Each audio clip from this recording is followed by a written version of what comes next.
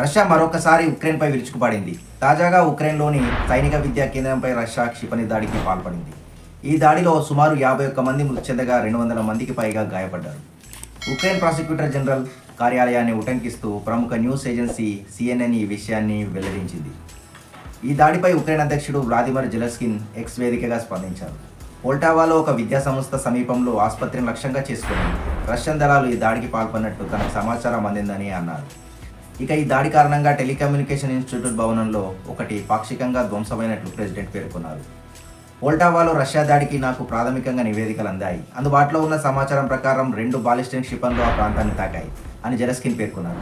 అలాగే మృతులకు తన హృదయపూర్వక సంతాపాన్ని తెలియజేశారు. అటు Poltava region military administrator head Filip Florin Telegram ద్వారా తన మృతుల సంఖ్యను తాజాగా వెల్లడించారు. రెస్క్యూ సిబ్బంది సంఘటనా స్థలంలో శిథిలాలను తొలగిస్తున్నట్లు ఆయన తెలిపారు. శిథిలాల కింద మరో 18 మంది ఉండవచ్చునని ప్రోవిన్ తెలిపారు. కాగా సైనిక విద్యా సంస్థలో కనీసం 10 భవనాలు దెబ్బతిన్నట్లు పేర్కొన్నారు. ఈ ఘటనపై ఉక్రెయిన్ అధ్యక్షుడు జెలెన్స్కీ విచారణకు పిలుపునిచ్చారు.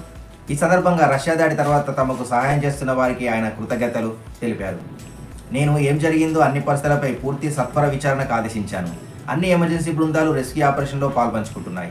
దాడి తర్వాత సహాయం ప్రాణాలను కాపాడుతున్న ప్రతి ఒక్కరికి కృతజ్ఞతలు తెలుపుతున్నానని జెలెన్స్కీ అన్నారు. ఈ సందర్భంగా పాశ్చాత్య మిత్ర దేశాలకు మరిన్ని ఫైటర్ జెట్లను తమకు అందించాల్సిందిగా జెలెన్స్కీ కోరారు. అప్పుడే రష్యాను ధీటుగా ఎదుర్కోగలమని ఆయన అన్నారు.